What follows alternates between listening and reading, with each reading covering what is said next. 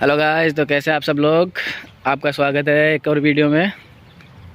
आज मैं आपको बहुत सारे टॉपिक्स पे कन्फ्यूज़न दूर करने वाला हूँ, जिसमें एएलपी के लिए कौन एलिजिबल है या फो एफएसडी डिवाइस क्या है और भी बहुत सारी चीज़ें। तो एक एक के बारे में आपको क्लियर करते रहता हूँ। तो पहला है कि ट्वेल्थ में जो पीसीएम किया है, पीसीएम से जिसने 12th की है, क्या वो एएलपी के लिए एलिजिबल है। तो देखो भाई, जिसने भी पीसीएम से 12th किया है वो एएलपी के लिए एलिजिबल नहीं है, वो सिर्फ़ और सिर्फ टेक्नीशियन के लिए एलिजिबल है। यानी एएलपी के लिए सिर्फ़ और सिर्फ एलिजिबल के लिए मिनिमम क्वालिफ़िकेशन है 10th प्लस आईटीआई या फिर डिप्लोमा और या फिर बीटेक। ठीक है, डिप्लोमा किस में करें या फिर आईटीआई सबसे बेस्ट कौन सी रहेगी ट्रेड। तो देखो भाई, डीजल की तो ना वैकेंसीज़ बहुत कम आएगी इन फ्यूचर, क्योंकि डीजल का ना सिर्फ यार्ड वगैरह में ही गाड़ियों को लेके आने जाने में बस इसी का काम यूज होगा इन फ्यूचर। तो इलेक्ट्रिकल ही ज़्यादातर चलेगा। तो यहाँ तक कि जब मैंने भी वैकेंसी दी थी तो डीजल की बहुत कम वैकेंसी थी। वैकेंसी जाने के बाद में कट ऑफ आई जाती है, क्योंकि लड़कों ने जिन्होंने भी डीजल से आईटीआई की थी वो थोड़ा कट ऑफ आई जाती है। तो इसलिए मैंने सबको यही मैसेज में बताया था कि आपको सबके लिए इलेक्ट्रिकल या फीटर सबसे बेस्ट रहेगी, क्योंकि उनका थोड़ा सा मतलब सीटें भी ज़्यादा रहती है और थोड़ा कट ऑफ भी उस हिसाब से जाती है, फिर ज़्यादा नहीं जाती। समझिए कि उनमें ज़्यादा आपको सीट मिलेगी तो चांसेस आपका उसमें बन सकता है। जहाँ पे 50 सीट रहेगी और एक जगह 500 सीट रहेगी तो 500 में आपका नंबर लाना बेस्ट रह सकता है ना। तो इलेक्ट्रिकल या फिर फीटर थोड़ा बेस्ट रहेगी। अब एक भैया ने ये क्वेश्चन किया था कि डिप्लोमा मैं किससे करूँ, कि पैरामेडिकल से उसने डिप्लोमा किया था, तो क्या मैं एएलपी के लिए एलिजिबल हूँ। तो देखो भाई, पैरामेडिकल के लिए ना, पैरामेडिकल जिसने भी डिप्लोमा किया है वो एएलपी के लिए एलिजिबल नहीं है।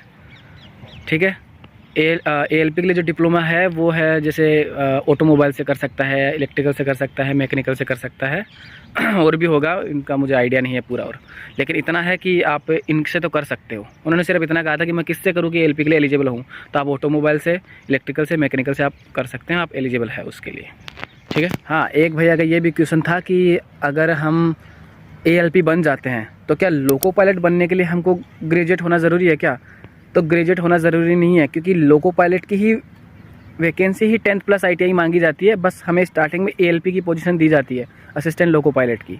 लेकिन ऐसा कहीं पे भी नहीं लिखा है कि आपको लोको पायलट बनने के लिए ग्रेजुएशन करना ज़रूरी है। नहीं, आपको अदर एग्ज़ाम में जाने के लिए आपको ग्रेजुएशन मांग सकता है, लेकिन लोको पायलट बनने के लिए आपका सिर्फ प्रमोशन चाहिए होता है। प्रमोशन के हिसाब से आप लोको पायलट बनते हैं, ना कि आपकी ग्रेजुएशन के हिसाब से। जैसे मान लो कि इस टाइम पे मैं एएलपी हूँ, तो मिनिमम मेरे को अलग अलग जोन का अलग अलग डिपेंडेंट होता है कि किसी जोन में 6-7 साल बाद में लोको पायलट बना दिया जाता है, किसी में 8-10 साल बाद में बनाया जाता है, किसी में 5 साल में बना दिया जाता है। वो अलग अलग जोन का डिपेंड करता है, तो उसमें प्रमोशन होता है वो। तो इसका मतलब ये होगा कि इसमें ग्रेजुएशन की ज़रूरत नहीं पड़ती। ग्रेजुएशन की जब नॉर्मली एग्ज़ाम का ही अपना वो होता है कि आईटीआई प्लस 10th मांगा जाता है, तो इसका मतलब है कि ग्रेजुएशन इसमें मांग ही नहीं रहा। हाँ, अगर आप गार्ड में जाना चाहते हो, आप स्टेशन मास्टर में जाना चाहते हो, तब आपको मांगेगा, तब ग्रेजुएशन मांगेगा। लेकिन लोको पायलट के लिए ग्रेजुएशन ज़रूरी नहीं है। ठीक है। और एक भैया का एक और ये क्वेश्चन था कि कितने दिनों बाद में, मतलब ज्वाइनिंग करने के कितने दिनों बाद में हम लॉबी चेंज कर सकते हैं। तो देखो, ज्वाइनिंग के बाद में अगर आपको बंदा कोई मिल जाए कि लॉबी चेंज करने के लिए, या फिर लॉबी का चेंजिंग लगा सकते हैं, फॉर्म अप्लाई कर सकते हैं कि लॉबी के लिए स्टार्टिंग में ही, ज्वाइनिंग के बाद में। या फिर अगर कोई मिल जाता है तो आप म्यूचुअल भी करा सकते हैं। ठीक है। तो ऐसा नहीं है कि 1 साल लगेगा या 2 साल लगेगा, 5 साल लगेगा। देखो, वो तो डिपेंड करता है कि वो गवर्नमेंट वहाँ का कितने दिनों में सीट खाली और वो आपको वहाँ पे भेज दे, तो उसमें कोई दिक्कत नहीं है। वो तो म्यूचुअल में भी ऐसा ही प्रोसेस है और लॉबी में थोड़ा जल्दी हो जाता है वैसे, क्योंकि लॉबी तो आपका आसपास का ही होगा। ऐसा नहीं है कि यहाँ राजस्थान में कराऊंगा मैं या फिर कोलकाता से यहाँ पे कराऊंगा, तो एक तरह का म्यूचुअल हो गया। तो वो तो लॉबी चेंज नहीं हुआ, लॉबी चेंज तो आसपास का ही होगा, जहाँ पे अपने डिवीजन में रहते हैं उसी का लॉबी। तो वो तो चांस बन जाता है कि चेंज हो जाता है। ठीक है। लेकिन म्यूचुअल चाहिए तो फिर म्यूचुअल के तो बंदा ढूंढना चाहिए। और आप जब आप ज्वाइनिंग लग जाओ कभी इन फ्यूचर, जब जॉब लगो, तो आप पहले से तैयारी कर लेना ढूंढने का स्टार्टिंग से ही। ठीक है। तो फिलहाल यही था कि डिप्लोमा पैरामेडिकल वाला नहीं जा सकता, लॉबी चेंज के लिए कहीं पे भी आप कर सकते हो, जल्दी हो जाएगा। एक भैया का ये भी क्वेश्चन था कि एफएसडी क्या होती है, क्या एफएसडी सिग्नल के एस्पेक्ट को बताती है या सिग्नल की दूरी को बताती है, ऐसा एक भैया का क्वेश्चन था। तो देखो भाई, एफएसडी फॉग सेफ्टी डिवाइस होती है इसका पूरा नाम। ये क्या करते हैं कि फोगी टाइम पे ये इंजन में लगाया जाता है। इससे क्या पता चलता है कि इससे सिर्फ़ और सिर्फ एफएसडी से ये पता चलता है कि आपका सिग्नल कितनी दूरी पर आने वाला है। वो कभी भी सिग्नल का एस्पेक्ट नहीं बताता। FSD यानी फोक सेफ्टी डिवाइस सिग्नल का कभी भी एस्पेक्ट नहीं बताएगा कि वो डबल येलो है, लाल है, वन येलो है, ग्रीन है, वो कभी भी नहीं बताएगा। वो तो हमको ही पता करना पड़ेगा। और वो कैसे पता चलता है कि मैंने एक वीडियो भी डाला है उसका सिग्नल का पूरा अच्छे से बारे में कि कोहरे के टाइम पे कैसा सिग्नल दिखाई देता है, कब दिखाई देता है, कितनी दूरी पे रहता है, वो सारा एक वीडियो बना के डाला है मैंने, आप चेक कर लेना। लेकिन फिर भी मैं आपको एक और बता दूं कि FSD सिर्फ और सिर्फ सिग्नल की दूरी बताता है कि आपका 500 मीटर दूरी पे बचा है। वो सिर्फ दूरी ही नहीं, वो स्टेशन की दूरी भी बताता है कि आपका स्टेशन आने वाला है या सिग्नल आने वाला है, ऐसा बताता है वो सब। लेकिन वो सिग्नल का कभी भी कलर नहीं बताता कि यानी एस्पेक्ट नहीं बताता कि वो डबल येलो है, वन येलो है या फिर लाल है। वो हमको पता चलता है कैसे कि जैसे मान लो कि अगर हमने ग्रीन पास किया तो इसका मीन हो सकता है कि अगले वाला भी ग्रीन होगा या फिर डबल येलो होगा, वो लाल तो डायरेक्ट नहीं होगा। फिर अगर हम डबल येलो पास करते हैं तो डबल येलो के बाद में हमको कंफर्म रहता है कि आगे का सिग्नल उसके आगे का वन येलो ही रहेगा। और अगर वन येलो जहाँ पे भी दिखता है इसका मतलब है कि इसके अगला सिग्नल लाल ही है। ठीक है, ये इसका मैंने वीडियो बनाया, अच्छे से समझाया, आप उसमें जाके देख सकते हैं। पर FSD डिवाइस यही होता है। भैया हाँ। ये क्वेश्चन था कि ALP बनने के लिए क्या इंग्लिश का मजबूत होना ज़रूरी है या इंग्लिश का आना ज़रूरी है? तो देखो भाई, जब vacancy 10th plus ITI 8 means वो बंदा इंग्लिश में तो परफेक्ट नहीं होगा। तो इसके लिए गवर्नमेंट ने कोई भी ऐसा नहीं रखा है कि आपको इंग्लिश आनी चाहिए। हाँ, भले ही मैंने जब वहाँ पे ड्यूटी के दौरान बहुत सारे जब भी कभी यार मेमो देना पड़ता है तो वहाँ पे इंग्लिश में लिखते हैं, लेकिन आप हिंदी में भी लिख सकते हो, एप्लीकेशन भी हिंदी में दे सकते हो, छुट्टियों का भी एप्लीकेशन हिंदी में लगा सकते हो।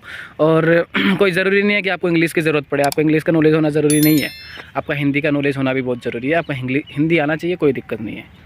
ठीक है, क्योंकि वैसे भी अगर आप एग्ज़ाम देते हो तो वहाँ पे प्रेफरेंस ऐसा मांगा जाता है कि आप हिंदी में देना चाहोगे या इंग्लिश में। तो अगर जो कोई बीटेक कर रहा होगा वो तो इंग्लिश में ही देता है ज़्यादातर, नहीं वरना नॉर्मल हिंदी में देता है। मैंने भी हिंदी में दिया है, तो मेरे को भी इंग्लिश नहीं आती, मैं खुद 12th पास हूँ, तो इसका मतलब है कि मुझे भी इंग्लिश नहीं आती। तो इसलिए आप ये ना सोचें कि भाई इंग्लिश का इसमें आना ज़रूरी है, इंग्लिश का आना ज़रूरी नहीं है।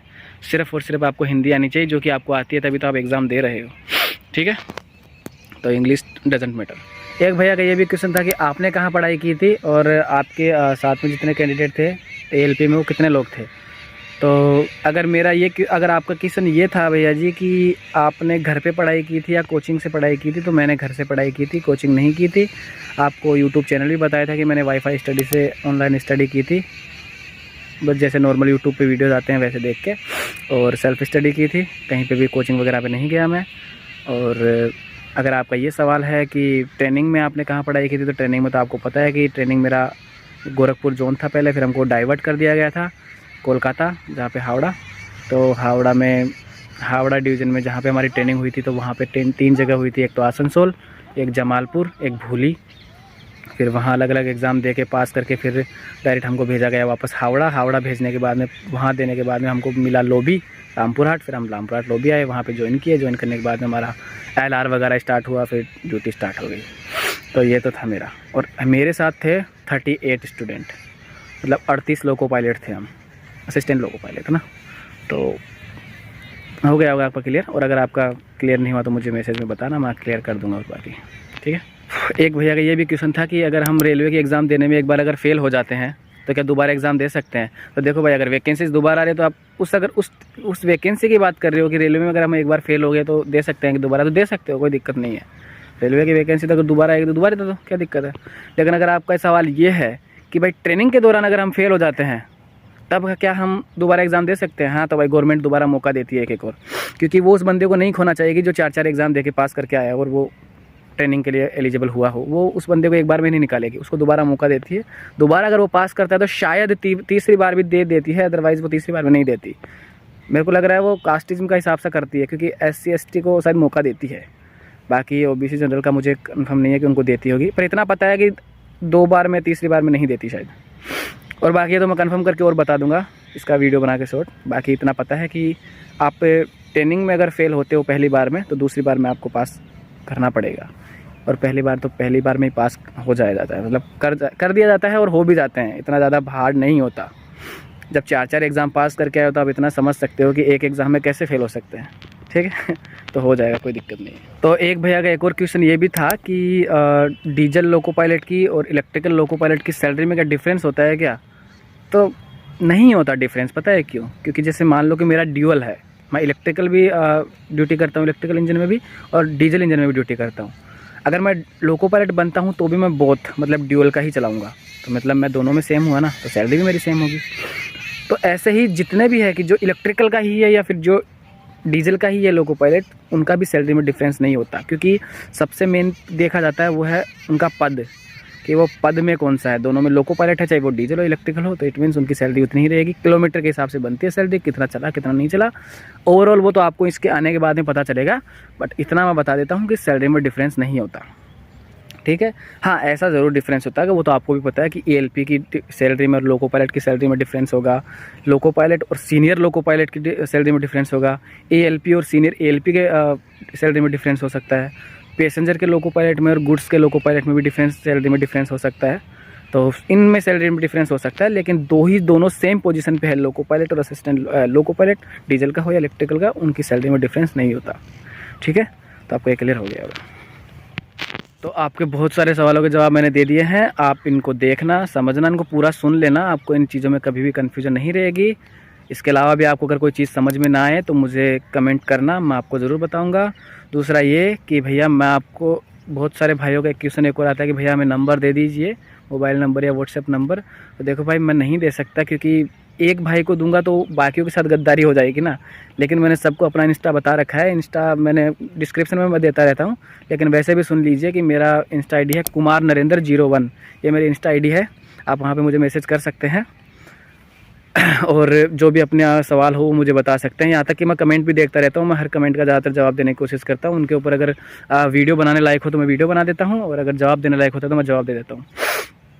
लेकिन फिर भी आपका इसके अलावा अगर कोई क्वेश्चन हो तो आप मुझे इंस्टा पे मैसेज कर सकते हैं, जवाब ज़रूर मिलेगा, भले ही थोड़ा लेट मिल जाए, बट जवाब ज़रूर देता हूँ मैं वहाँ पे भी। इसके अलावा एक क्वेश्चन ये भी था कि आपका घर कहाँ है, तो मेरा घर राजस्थान में है, जयपुर में। अभी मैं इस टाइम पे होम टाउन में हूँ, तो यहाँ पे थोड़ा आया था घूमने के लिए, तो मैं वीडियो बना रहा हूँ। तो वीडियो मैंने बना दिया है, आपको अच्छा लगे तो उसको पूरा सुनना, आपको कभी दोबारा कन्फ्यूजन नहीं होगा इस चीज़ में। लगे तो मुझे कमेंट कर देना, मैं बता दूँगा, ठीक है। तो तब तक खुश रहिए, ख्याल रखिए, पढ़ाई करते रहिए, घर वालों का ख्याल रखिए, टेक केयर।